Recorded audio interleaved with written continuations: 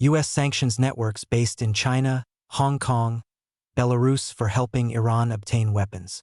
The Trump administration on June 10 imposed sanctions on 13 individuals and entities based in Iran, China, Hong Kong, and Belarus that U.S. officials say were involved in procuring weapons and military-related equipment for Iran's armed forces. The coordinated action by the Treasury and State Departments targets networks accused of helping Tehran acquire conventional weapons, including man-portable air defense systems from China, as the administration continues its maximum pressure campaign against Iran. The action was taken in support of President Donald Trump's February 4 National Security Memorandum, which instructs the U.S. government to deny Iran's military and the Islamic Revolutionary Guard Corps the resources needed to sustain their destabilizing activities and counter the development of Iran's missile and other weapons programs. U.S. Treasury Secretary Scott Bessent said the measures were part of the Trump administration's Economic Fury Initiative, which targets Iran's war-fighting capabilities through economic measures, such as disrupting financial networks that support the Tehran regime. Through Economic Fury, the Treasury Department is disrupting the foreign procurement networks that support the Iranian military's efforts to acquire weapons, Bessent said in a statement. Treasury has frozen the Iranian regime's assets, severely disrupted its economy, and dismantled the Iranian war machine. Treasury will not tolerate any support of the Iranian military. The U.S. Treasury Department's Office of Foreign Assets Control sanctioned 9 individuals and entities that it said had supported weapons procurement on behalf of the IRGC and Iran's military, per a Treasury announcement. The U.S. State Department said it was designating 4 additional Iran and Belarus-based individuals and entities under authorities targeting Iran's conventional arms activities. The sanctions follow similar actions announced on May 8 against procurement networks that U.S. officials said were sourcing weapons and military technologies for Iran, including raw materials used in Tehran's ballistic missiles and attack drones. China-Hong Kong procurement networks. The Treasury Department said several of the newly sanctioned individuals and companies were based in China and Hong Kong and had facilitated weapons purchases for the IRGC and Iran's military.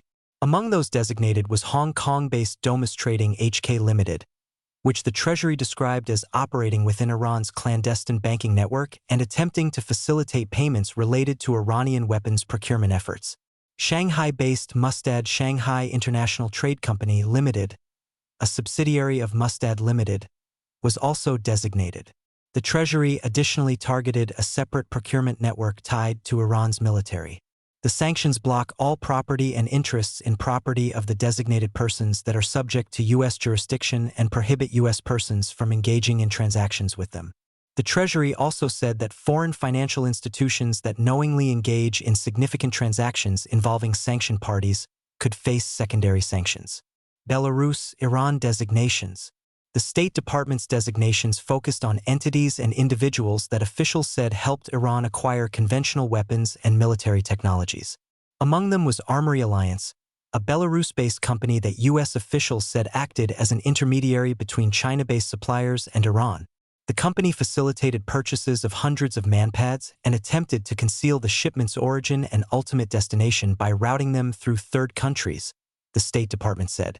Another target was Iran's Center for Innovation and Technology Cooperation, a regime-linked organization that U.S. officials said was involved in obtaining satellite imagery and coordinating military-related procurement activities.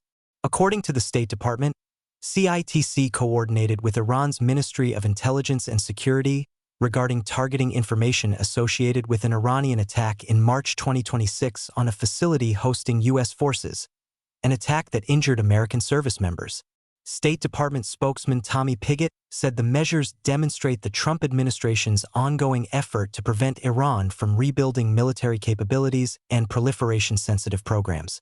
Consistent with the President's National Security Memorandum, too, the United States continues to maintain maximum pressure on Iran and take actions to deny the IRGC and the government of Iran access to the resources that sustain their destabilizing activities, Pigott said in a statement.